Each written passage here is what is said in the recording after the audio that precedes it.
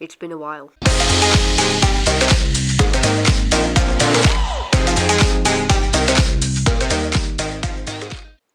Hey guys, we're back here with another video today.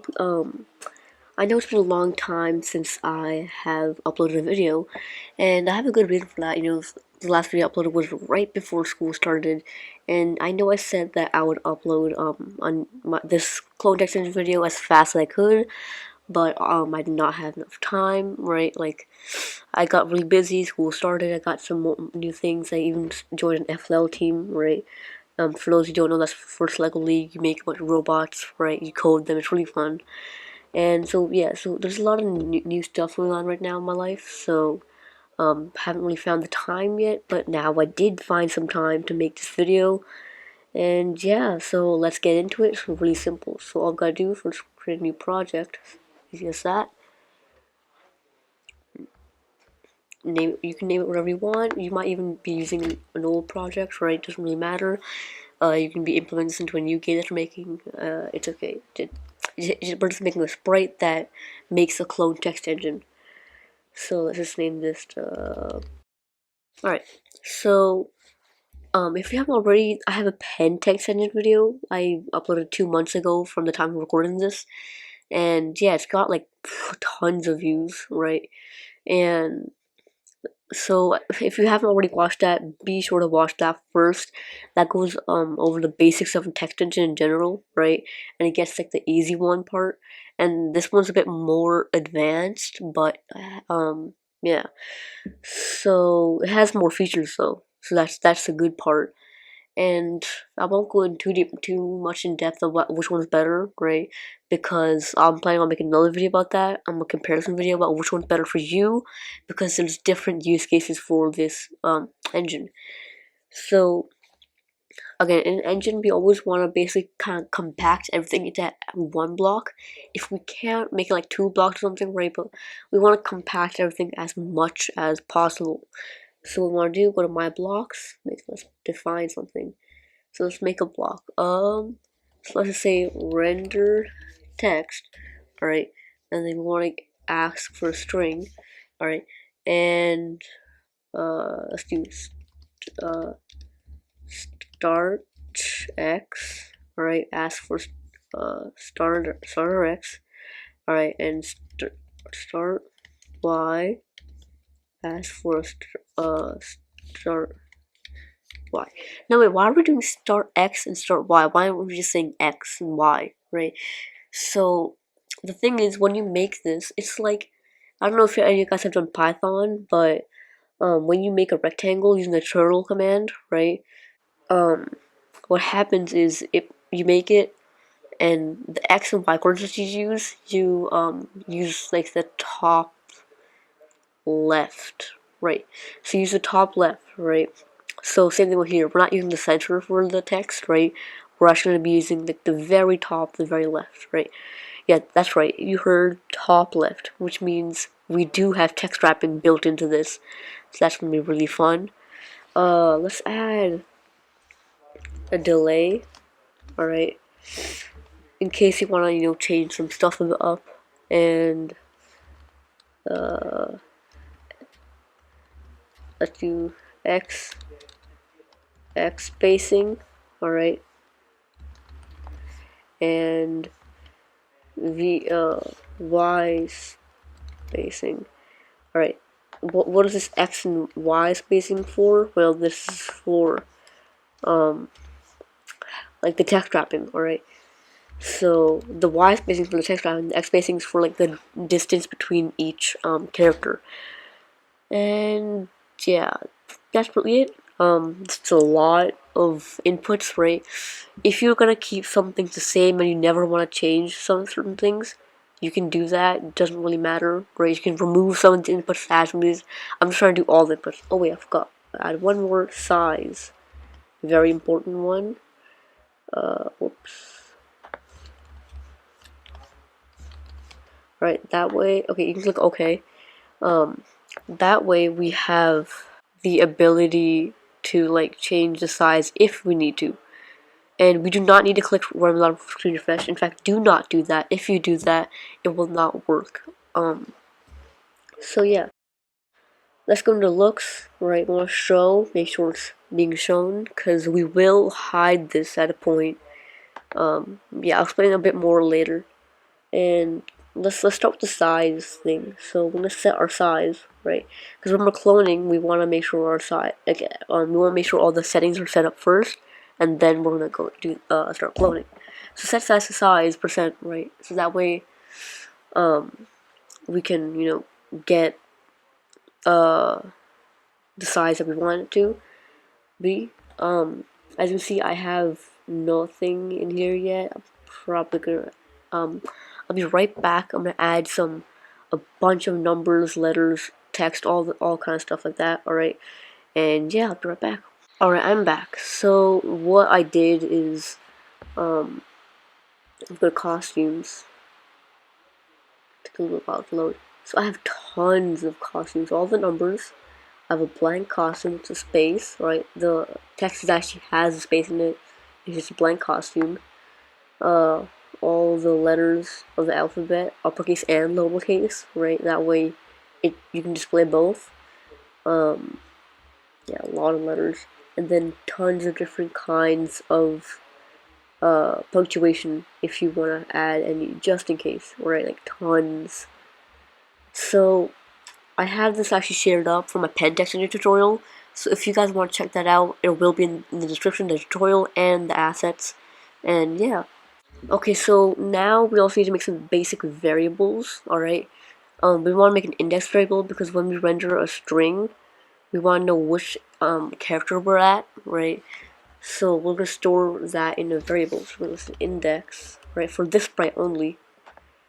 And we also want to make a text variable, alright, for this sprite only, because we want to see which character we're on, right? The index will keep track of which character we're on in the string, right, in a number form, right? That'll be useful for like other things, and that'll be useful to find the actual text, right? That'll be useful to find the actual character that we're using at that point. So set those up. So we're gonna set our index to 0, so that when we start looping, we're gonna change our index every time. So that way, every time we loop, we go on to the next text, like next character. And we're gonna set our text to nothing. Like just go to text and just backspace, no space, nothing, just backspace. All right. That way, we can make sure we haven't selected anything yet. And now I said we're gonna loop, so let's go ahead and get a repeat loop. Alright, now how long do we want to repeat? Well, again, we're reading the string, right? So this loop will be reading the string. So we want to go operators and get length of string. That way we can, so however long the string is, that's how many times we're going to loop it. So say there's 15 characters inside the string. We want to loop it 15 times. We get every character on the screen. So first things first, we're going to change our index by 1 so we know what letter we're on, and we're going to set our text, alright?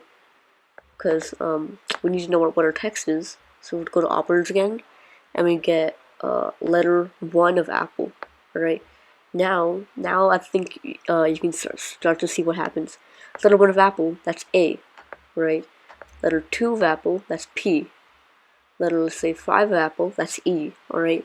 Now you kind of know, like, okay, now we can read through every individual character of a string, right? So we're going to go to letter index of the string.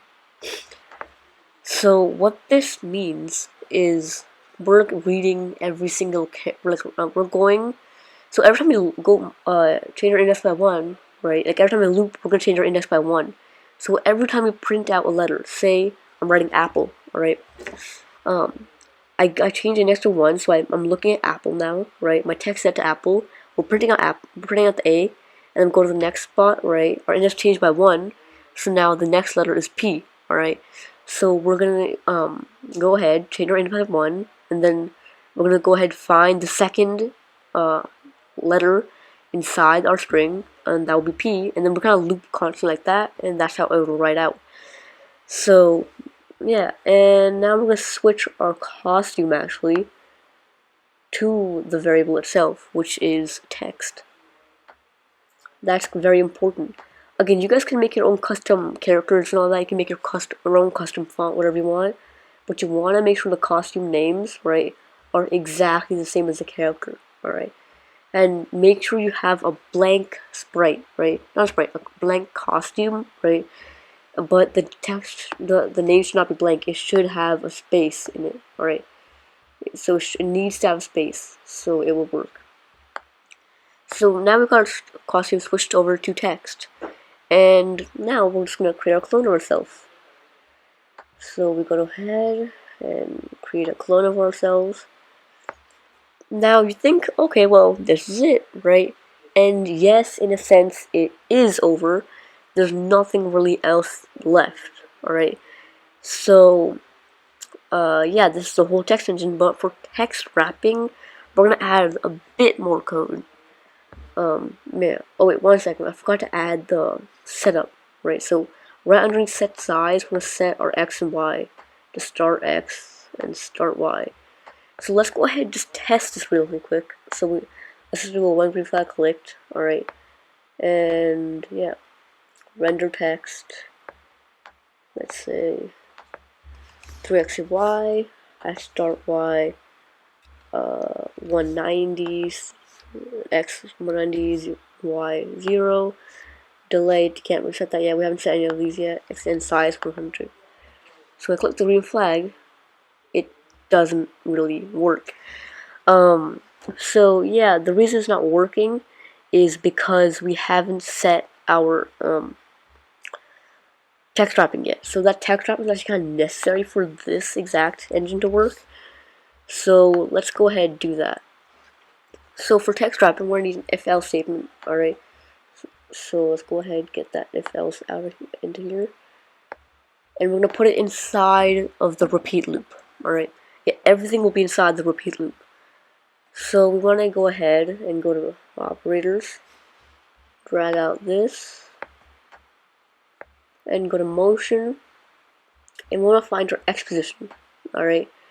Because and then we want to check for 200. You can change this to whatever you want, right? But basically, this will work only for left to right. It won't work if we're going right to left, right? But if we're going left to right, what is your point where you want to stop it, right? Basically, that sets the margin, alright, of your text, right? Like, when do you want to stop it and go on to the next line? You can change that number right there. So what we would do is for text wrapping, we would set our x. Alright, so we want to set our x back into start x. Alright, so we're back where we started, but we're going to change our y. Alright, so to do that, we're going to change y, and we want to make sure it's a negative number. Alright, so like however much we want to change y by. So our vertical spacing, right, our y spacing, that's how much we want to change y by. And we're also not, to make this smoother for us, we're going to put in a positive number, right? Like that's how many pixels away, that's how many pixels we want to go lower. And using that, we can change the y, alright? So that means we always want to turn that positive into negative. So you want to get an absolute value, right? Abs of y spacing, alright? And then you want to get a minus sign. Just do blank minus abs y spacing, right? So let's just say, remove y spacing, let's just say it's 1. That equals negative 1, right? So it always turns everything into negative. You put that and you put that into change y by. Now we're going to change our x, otherwise, right, we're just going to keep on going as normal, right? We want to keep on moving as we normally do, so we want to change x by our x spacing, right? And I just changed that back to normal. So let's go ahead and put these in. X spacing around 15 pixels, y spacing around 20, and just run that. With that, 3x y. But that's 3x y, y. I rendered 3x y. Now, why is this? If you click on your sprite, you can see where your sprite is. It gives you a little flash. So you can see right now it's at the second y. So these four characters are our clones. That's exactly what we typed. But this last one, that's not something that we want. So to hide that, we just literally go and click hide at the bottom, right after everything's done. We don't want to hide it. Go ahead and run that, and look at that, it fixes everything. So yeah, that's the basic of it. If you want to add a delay, we can do that. So it's not really necessary, it's just a delay between every time the letter gets printed. Alright, so log an if, right? Because if we wait 0 seconds, that actually does slow down our thing by a bit, right? Our block by a bit. So we do want to get an if statement, and we want to check something else now. So want to get this thing again, and you want to go ahead and get a delay by. Alright, so our delay input, we're going to do that if it's less than 0. Alright, well no, if delay is greater than 0, sorry. So if it's greater than 0, then run it, otherwise don't wait. Alright, so we're going to wait 1 second, and inside that one, we're going to put a delay, and we got our whole code. So yeah, we can put our delay as, see if I put it in as like 2 seconds, alright, we play, it, the delay is really slow, right, and you notice it actually shows both for a while, and then it disappears, alright, so that happens because one of them is our clone, one of them is sprite, so we clone it, right, and then we move again, and we still haven't changed our costume yet, so that's why it shows up, right? And if you change the delay back to 0, we're gonna see it's a bit garbled. Whoops. It's a bit like messed up. Oh, whoops, 20. No, 1 to 0. Alright. So you can see you can see some random letters appear for a little while. That's because of that. We can't really hide that. Yeah. Now, how do we clear this text? We can't really clear it, right? So, like, say I've rendered more text, right? Like, just type some random characters in here. Alright, capitals, lower cases. Alright, this way you'll see the text wrapping. So I click play, and it covers over that, right? And then starts rendering. We need to fix that. So to do that, we're going to clear, alright? And yeah, as you can see, the text wrapping works. So to clear, it's going to be really, really simple, alright? So we just need to add like 2 more loops, alright? Actually, only 1 more loop if you think about it. So when we start as a clone, we'll constantly check if let's make a new variable. Let's name it clear, alright? So if clear is true, alright? So if clear equals 1, let's say that. Because in Scratch, whenever we wanna say if something's true or false, I prefer using 1s and 0s. And then, so if our clear is true, then we delete this clone, and this script will stop working for that certain clone. And if it's not true, then I'll just keep on waiting until it is true. And yeah, so we have to make another block that says that's called clear, right? So just name it clear, click OK. And we want to set it to 1, and then we want to set it back to 0, right? Because after we set it to 1, right, true, but then we don't want it to stay true forever, because if it stays true forever, then it'll keep on clearing, so we will never be able to write any more text after that. So we need to wait like 0.000000005 seconds, like a very, very small amount, alright?